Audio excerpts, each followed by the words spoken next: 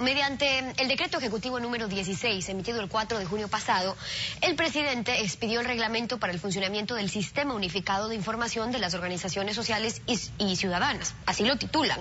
Este reglamento regula, controla, modifica el funcionamiento en sí de las organizaciones sociales. Pero ¿cómo lo hace?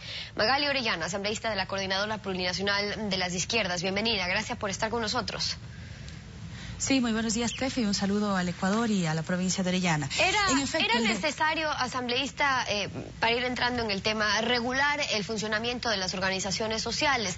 ¿Por qué ustedes consideran que con este reglamento se busca controlar o si no eliminar a ciertas organizaciones? En efecto, el decreto número 16 es una clara intromisión a la autonomía de las comunidades. ¿Por qué razón? Controla totalmente a todas las organizaciones sociales, hablando de personas, comunas, comunidades, pueblos, nacionalidades, colectivos, juntas de regantes, juntas de agua y las de soberanía popular y solidaria, que son un ámbito más amplio porque ya entran barrios, entran desde el sector cooperativo, pueden ser cooperativas de transporte, etcétera, etcétera. ¿De qué forma? Se pretende controlar a través de un sistema de control denominado Sistema Unificado de las Organizaciones Sociales, el cual tiene 3 subsistemas. El primero es el que otorga la personería jurídica. El segundo es un subsistema denominado RUOS, que es el que levanta un programa electrónico de información pública. Con esto se está interviniendo en la autonomía de las organizaciones. Además, otro subsistema denominado SAOS, que es un sistema de acompañamiento. Es una forma de vigilancia permanente a cada una de las actividades que realicen las organizaciones sociales. Además de ello, existe la clara tentativa de querer disolver, exterminando los procesos organizativos. Vamos a ir a eso dentro de poco, asambleísta, porque en efecto el artículo 96 de nuestra Constitución dice que se reconocen todas las formas de organización de la sociedad como expresión de la soberanía popular para desarrollar procesos de autodeterminación e incidir, dice, en las decisiones y políticas públicas y en el control social de todos los niveles de gobierno, así como entidades públicas y las privadas que presten servicios públicos.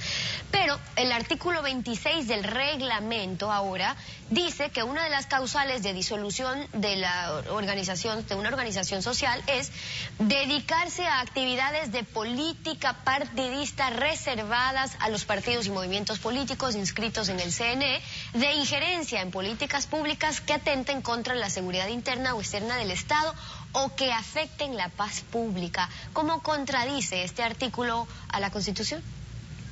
Así es una clara contradicción y violación a los derechos constitucionales, que es una forma de garantizar democracia fortaleciendo el poder ciudadano. Como usted acaba de leer, el numeral 7 del artículo 26, donde habla de las causas de disolución, la primera parte es una clara dedicatoria a nuestro movimiento. Es de conocimiento público que Pachacuti es el brazo político de importantes organizaciones nacionales como la CONAIE y sus filiales, Ecuarunari, Confenai y CONAICE. Ahora no podremos llamar a las reuniones a nuestra estructura de base, a nuestra base organizativa. No lo podremos hacer porque estarían incidiendo en decisiones políticas dentro de nuestro movimiento. Ya estaría siendo una causal de disolución y porque supuestamente se estaría desviando de sus fines. Muy clarísimo. El artículo 28 que le sigue, asambleísta, dice además que las organizaciones de la sociedad civil podrán ser disueltas y liquidadas de oficio o por denuncia de la que se evidencia el desvío de sus fines o haber incurrido en cualquiera de las causales de disolución, como lo que acabo de mencionar. El tema es, ¿quién va a definir también cuando una organización debe o puede ser liquidada, asambleísta? Aquí claramente está mencionando que lo podrá hacer por la cartera de Estado a cargo del registro jurídico. Es triste, es peligroso, es lamentable de que simplemente se lo haga de oficio, se lo haga por cualquier denuncia. Ahora hemos visto que hemos sido perseguidos. Imagínese usted lo que pasó el 22 de marzo, que iniciamos una marcha desde la provincia de Zamora hasta la ciudad de Quito.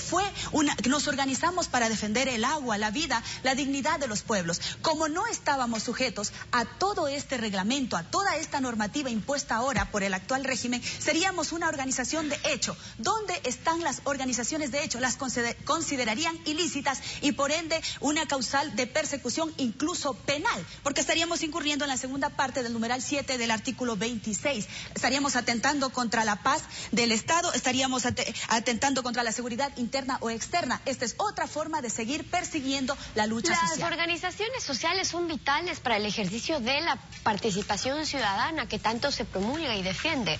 Ahora, un reglamento controlador podría no ser mal utilizado por este gobierno, quizás, y no va a pasar nada. Pero ¿cuáles son los riesgos de que, como en muchos otros proyectos de ley, sea finalmente el gobierno de turno quien tenga el control total?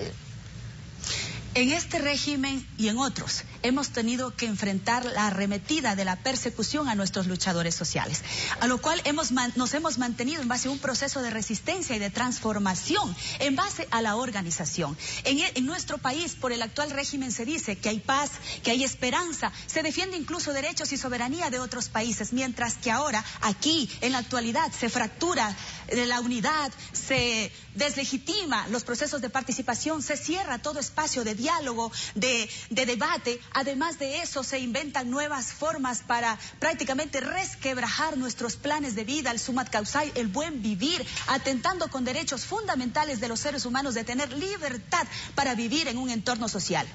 El artículo 47 al que usted se refería habla sobre el subsistema de acompañamiento a las organizaciones sociales y dice que por definición constituye un conjunto de mecanismos, instrumentos y procedimientos que deberán implementar las instituciones del Estado para promoción, participación y fortalecimiento de las organizaciones sociales. El subsistema va a estar liderado por la Secretaría Nacional de Gestión de la Política.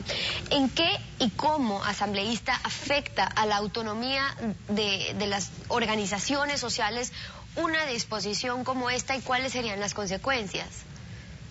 Desde hace cientos de años atrás, nuestros pueblos y nacionalidades y el ser humano ha vivido en sociedad, organizándose, en defensa de su cosmovisión, de su forma de vida, de su forma de trabajar.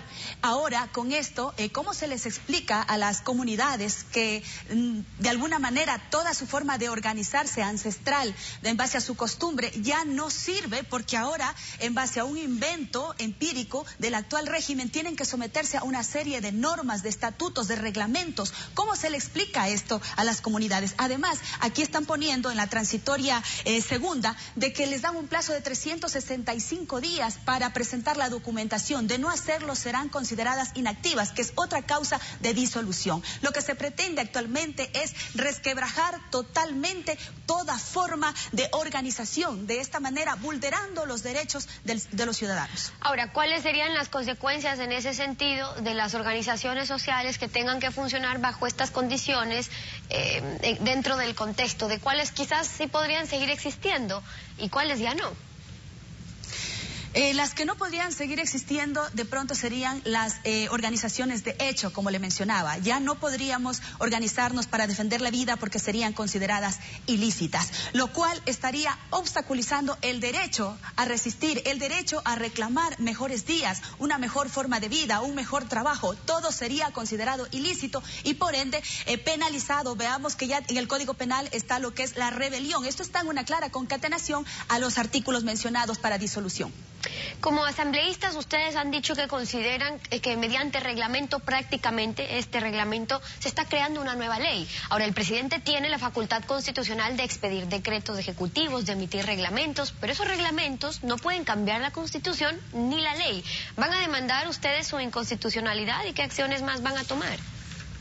Bien, por lo pronto hay que agotar las instancias nacionales, lastimosamente hay que hacerlo para llegar a instancias internacionales, como claramente este decreto viola artículos importantes como el artículo 57, esto debió ser consultado porque afecta a los derechos colectivos de los pueblos y nacionalidades, viola el artículo que ya mencionamos, el artículo 96 de la Constitución, estaremos presentando demandas de inconstitucionalidad y posteriormente tendremos que acudir a la Corte Interamericana de Derechos Humanos. Magali Orellana, asambleísta por Orellana, acompañándonos en Contacto Directo. Muchas gracias por haber estado con nosotros. Muchísimas gracias.